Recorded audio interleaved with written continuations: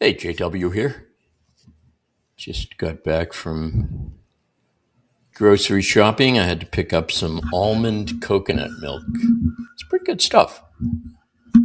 I sometimes schedule a day, maybe once a month, where I don't do any solid food. I just do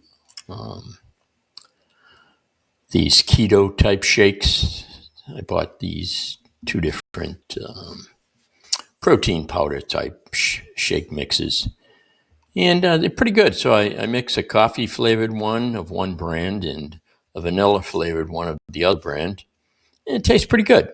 One scoop of each instead of two scoops of one, you know. But yeah, actually, it tasted good. And, I feel pretty satiated, actually. Today, I'm not doing total liquid because I did have eggs this morning. But I'm going to have sometimes I'll do my breakfast of eggs and some sort of meat. Could be ground beef, could be sausage, could be bacon, whatever, or a mixture of all three. And then sometimes in the afternoon around noontime, I'll have a protein shake because I start to get a little bit hungry. And then at dinner, I'll have some meat. I might toss an egg with it if I need some extra protein, but usually just the meat. Throw some cheese on it. And that's basically the carnivore, keto, whatever you want to call it. I'm not 100% carnivore because I do have some jello at night. Big splurger with the desserts. And, but yeah, so I decided maybe for the next 2 or 3 days, I'm just going to do the shakes. I'll do one in the morning and one at night. Actually, I could do one at noontime too, because I estimated the calories. Not the calories are a big deal when it comes to the carnivore diet. You can eat, pretty much as long as you don't do the carbs and the sugars, you should be fine. But I'm trying to keep the calories down low just because I want to lean out really well. And I figured out it's 300 calories per shake. So even if I did 3 shakes, it's only 900 calories, way less than my body should be getting. I think someone my size, I'm guessing I should be getting around 3,000 calories a day, maybe 2,500. I don't even know. I've never been on a caloric type of diet. I've done Atkins. I've done straight carnivore. I did straight carnivore for about a year, and actually I felt real good. And sometimes at night you feel like a little something, a little sweet, but it's not really sweet. I get this jello, it's sugar free. It's nothing to it, but it gives me a little taste of a dessert type thing, and it feels good. So, but even if I did 4 or 5 of them, I'd still be only at like 1,500 calories with 5 shakes, and there's no way I'd do 5. But anyway, I bought a couple of containers of almond coconut milk. Like I said, I like it. It's very good. And so I'll be doing that for the next couple of days. And you do have little hunger pains now and then when you do a liquid diet like that. But it's okay. I feel lean already. I just had a shake this afternoon, and I had my egg and meat this morning. So rather than have meat tonight, I'll just do the shake again, and then tomorrow maybe do a shake in the morning, shake at noon. When I say the morning, I'm talking I get up early. I'm up by 5, sometimes earlier. Sometimes I get up at 4:45, and I do I throw a little splash of water on my face, do a little stretching. I like to be out the door for my walk by 5:30 to 5:45, depending on what it's like outside. I don't like going out in the dark because there's too many of those little potholes in the roads. The one thing I don't like about Amesbury, where I live, is they don't do a great job on repairing the road. So once I get up to New Hampshire, if I go up the Southampton, New Hampshire route, once you hit New Hampshire, the roads are perfect. pretty much. But anyway, so I wait till the sun comes out of the light, first break of light. It's usually like 20 or 6 right now. So that'll get, of course, you lose time as the month of August goes on, and when you get into September, October, it starts getting dark. In the morning, it's much darker, and then when you hit daylight saving time, I mean, it doesn't really get light till after 7. So I adjust my my schedules that way. And so as it gets darker, I'll just have my shake before I go out. But usually I'll have the shake by when I get back from my walk around, by around 7 o'clock.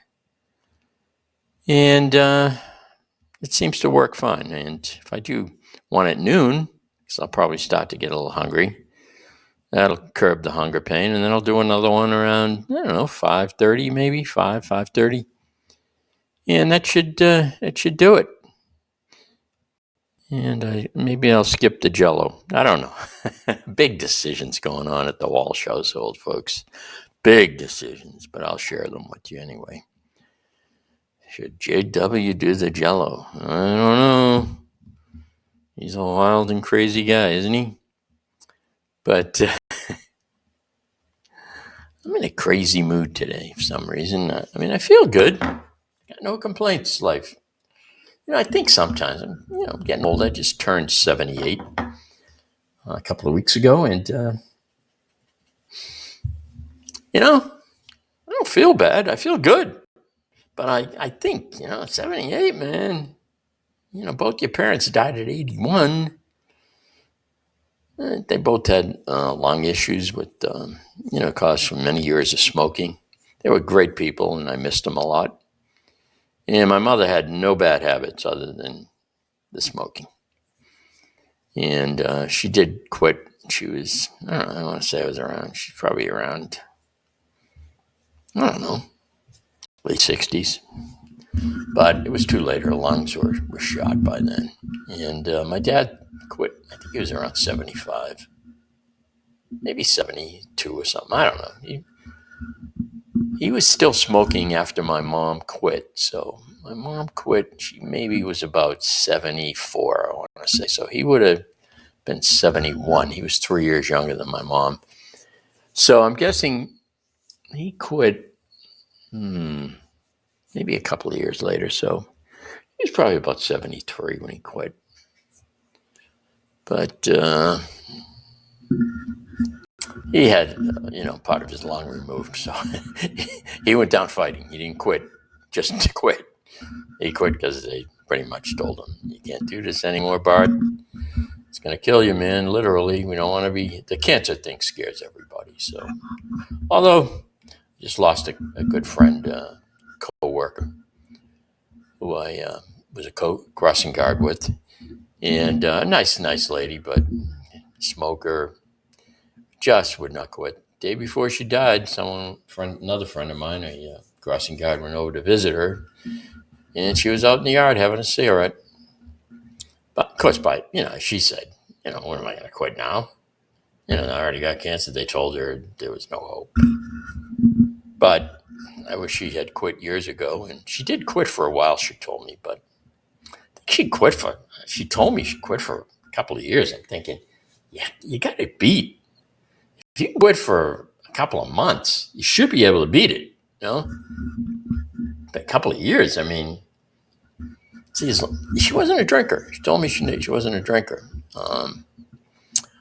People who drink, it's harder for them to quit smoking because if you're having a beer or a cocktail, you crave a cigarette if you're a smoker. That's just, they go hand in hand. It's like love and marriage, So, but she didn't drink, so she should have been. And the other thing, of course, is we all eat. Even when I do my shakes, it's a form of eating. So after you have a meal, that's probably the hardest thing when you quit smoking, is the time you really miss it is for some reason, after you eat. Everyone, a nice meal. Now I need a nice ciggy, It's the way it is. Anyone who smoked, I smoked when I was younger. Quit when I was 29. So it's coming up on 50 years I haven't had a cigarette. Pretty sure I got rid of all the crap that was in me by now, I hope. I've run marathons and done a lot of things, and I feel good. I exercise every day, pretty much every day of my life, since the age of, even before I quit smoking, I was on a real serious physical regimen. I think I started training for marathons when I was still smoking. I was like 20, maybe 27. And after I ran my first marathon, I remember this guy I knew from in town, where I used to live, came up to me and he said, "John, you did a pretty good time for your first one." I said, "Yeah, I'm happy with it." I said, "Hopefully I can break 3 hours down the road. I want to qualify for Boston." And he said, "Yeah, I think you can do it." I think I did. My first one was like a 3:14. He said, "You can easily do it." He said, you weren't really that hard trained, were you?" And I said, "No, I could have trained a lot more." And he said, "And John, I don't know if you realize that you're smoking a cigarette." I said, "Yeah, I know I smoke." He goes, "John, you got to make a decision here. You just ran a marathon. You lighten up a cigarette. Come on." I said, "You're right."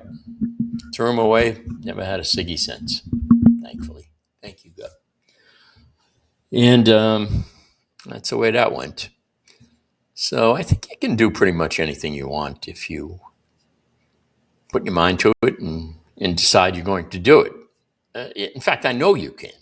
People make excuses. There's a friend of mine who's always saying, "Well, I envy you because you have great discipline and self-control." No, I wasn't born with any more discipline or self-control than you were.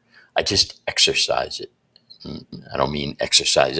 I mean, I exercise my self-control. So I made a decision. I didn't like the way my life was going. I was drinking. I was smoking.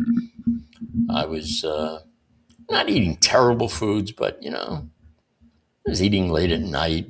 When you drink, you go for pizza or Chinese food, or it's not good for you, And I realized, even though I was in my 20s, there was a wake-up call of some sort. I forget what happened that actually woke me up. I don't think it was anything physical. In fact, I know it wasn't, but I started just thinking that no one thinks they're going to get old, when you're in your 20s. You're still in that, that childhood belief that you're going to live forever.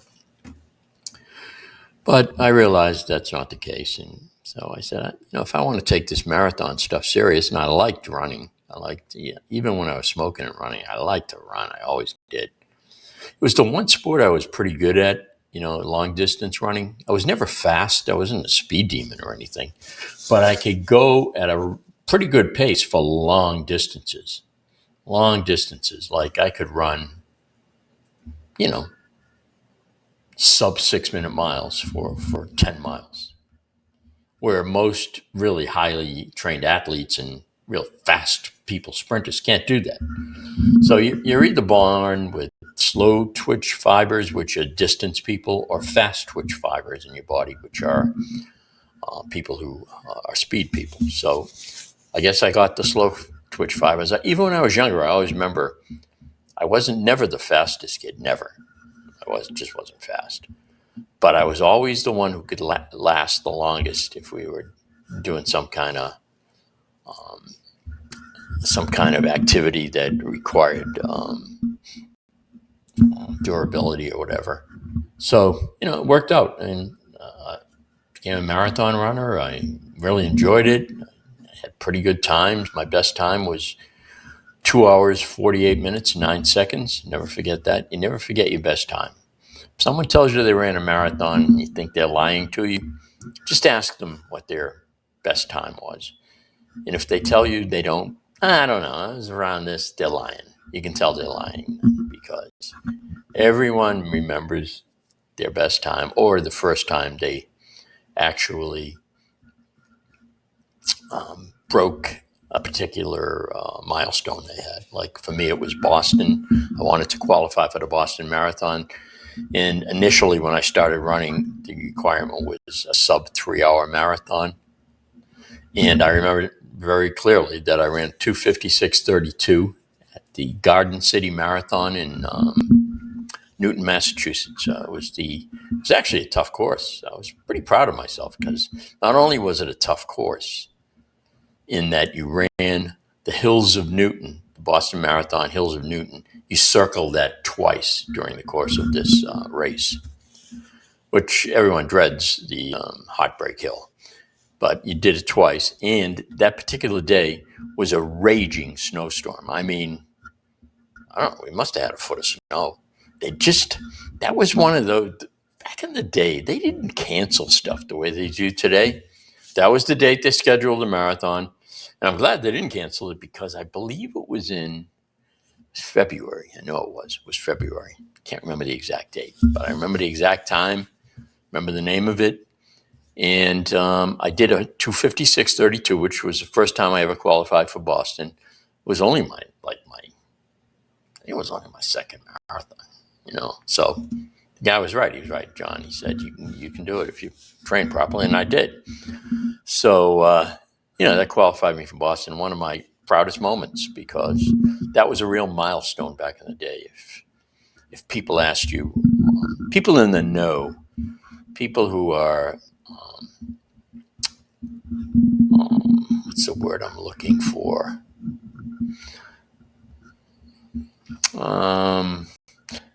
People who are purists, I guess would be the word. If you're a purist in any sport, you realize that there are rules and there are criteria.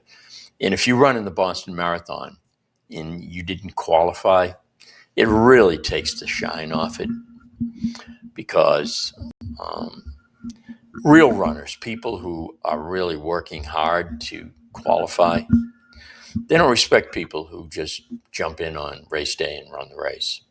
And I learned that early on, and I said, I'll never do that because I'll never do that again. I did run my first marathon back in the day.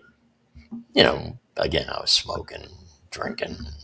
I did a 3:17 in that one.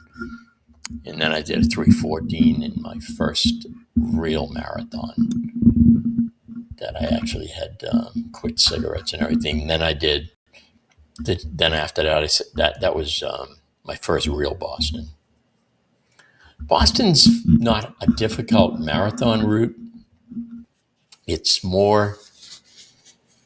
the time of year, April, which seems like, I always I ran about 6 Bostons, I think 5 or 6. And I always rooted for rainy, cool weather because you get those hot days. We had a couple of scorchers. And on top of that, you got all the bandit runners plus all the qualified runners. And even back then, I'm talking, 45 years ago. Jeez, I'm getting old. Even back then, Boston was pretty popular. And, you'd have 2,000 runners or something. Now they get some, I don't know, 15,000. I don't know, son. I haven't run one in years. I don't want to be around crowds like that. I just didn't like it. I didn't like that part of it. And you lose time at the start.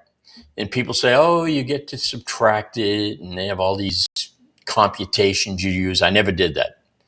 It is what it is. I'm not saying, if I hadn't been behind all these stupid people who shouldn't have been up front, who shouldn't have been in front of me, I would have did better. And I would have, but I'm not going to subtract some magical formula that I didn't actually run. So I took what I did. It was just what I did. And so I didn't like Boston.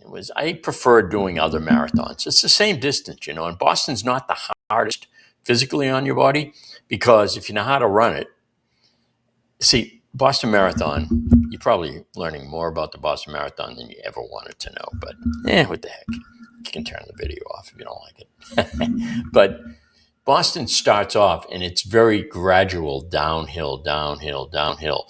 And you have a tendency to go too fast because your body's saying, hey, this is, really there's no uphills here, not even little peaks and valleys. It's basically a steady, not a steep hill, steady rolling downhill. And so your body has a tendency to run a little quicker than you might want to. And in my first one, I did that. I was able to finish okay, and I did okay again for my first one. But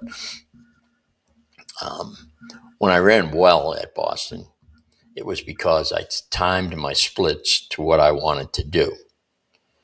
I knew that if I was going downhill in the beginning, that I was going to be going a little faster. So at the first mile, if I was shooting for a 640 for a 640 mile average or whatever, let's say I got to the first mile and it was 629, I'd say, whoop, I'm going too fast, man. So I purposely slow down because you want to hit that. You want to hit it pretty much on the money. I was able to in most marathons I ran to set my pace. If I said 642, I would pretty much hit it. 642, 643, whatever, 641. I was pretty darn good, that internal timing. I don't know how or why, but I got good at it. I ran a lot of miles. I used to run, between 85 and 100 miles a week when I was training for marathons. So you get real good at that timing, and it's instinctive. It's nothing you can learn. It's just you got this clock in your head or whatever. I don't know. But I was able to do it almost to the second. It sounds crazy, but you can ask any runner. I think they would confirm that. But I miss running. Got some injuries, back injuries. So I go out for walks now. But I'm happy that I can walk. I have no illusions that I'm ever going to run again. That's fine. But I see some of these old timers. I read about them, and they're doing really well with their times and runners. And that's what I had hoped for when I was a younger guy. I said, I hope I can run marathons until the day I die. But I know I could walk a marathon. I mean, I can do the distance. That's not the problem. Then on top of it, I got this hernia I was dealing with, and that gets exasperated if I do too many miles. So the combination is, I'm not a runner anymore, and I really miss that because that was my identity for a long time. Maybe I don't know, for about 10 years, I identified myself as a runner. People would say, what are your hobbies? I would say, I run. I'm a runner.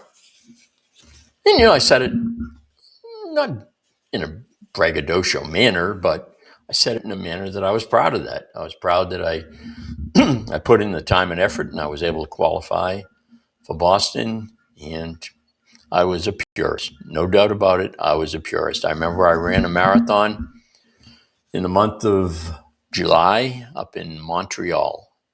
Never forget that one either. That was a great time. Myself and a friend of mine, Mike Carthus. We went up. We had a blast.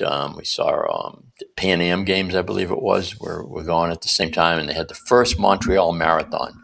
There were 10,000 entrants. It was a zoo. But it's probably the best race I ever ran. But the problem was I didn't have my best time, and I missed qualifying by 33 seconds. I ran a 2:50:32, and you got to do a sub 2:50. Technically, they'll let you in for 2:50. They would have let me in for 2:50:32. I was told by several people. You'll get in for this as long as it's under 2:51. They'll give it to you. And I said, they'll give it to me. I said, no, I want it. So I talked to this guy. I was debating because it was a brutally hot day up there, and I think under cooler conditions, I had a really good day. I ran well. I felt good.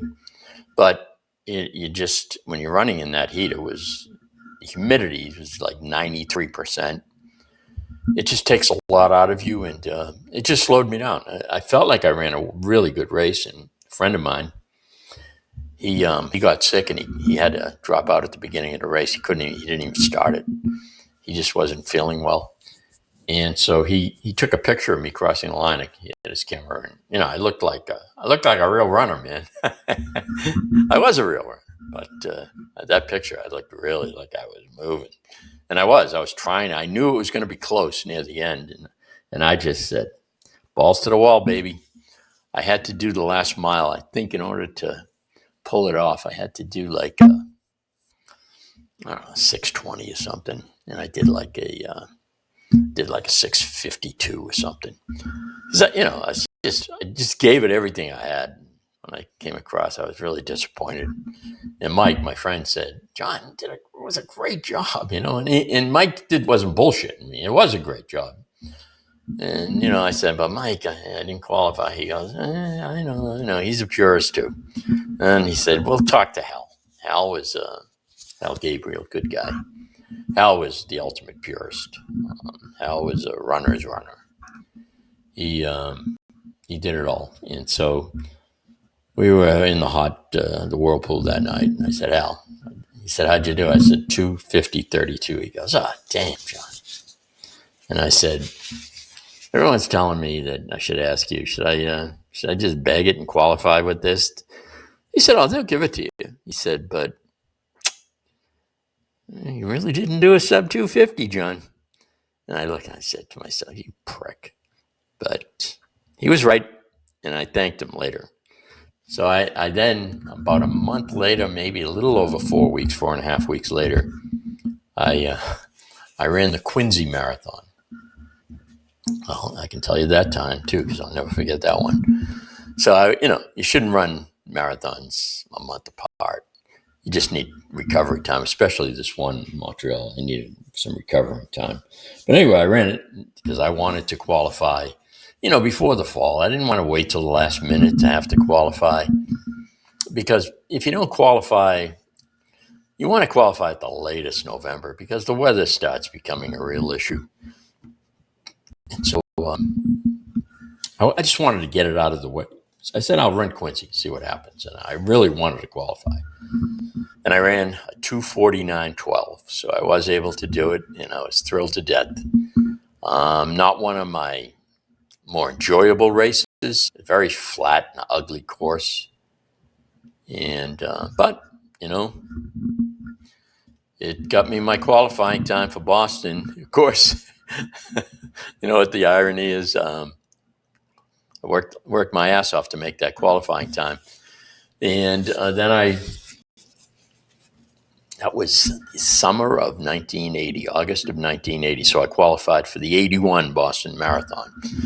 But I then switched jobs and became a flight attendant. At that time of Patriots Day, I was in training to become a flight attendant in Pittsburgh. So I had to bag the marathon, even though I was qualified. And, I missed that. That day, I really was depressed in training. I remember someone said to me, "You okay?" And I said, "Yeah, it's Boston Marathon Day. I'm kind of bummed I'm not there." But I wanted to be a flight attendant, and obviously I wasn't going to, if you leave the training for an hour, you're out. you have to be there for everything. So there's no, can I take a day off? No, you can't. So that's fine. But I always remember that. Anyway, I'm rambling about my life, and that's what it is. So, so I'll talk to you soon, and I'm going to start putting up more videos on my other channel, which is this channel you're watching. So give me if you don't mind, maybe you could subscribe to the channel or give me a like at the very least. I'd appreciate it. I think I've only got like 41 subscribers on this channel, but it'd be nice to build up this channel and see what happens. So anyway, thanks for tuning in. This is JW, and I appreciate you watching.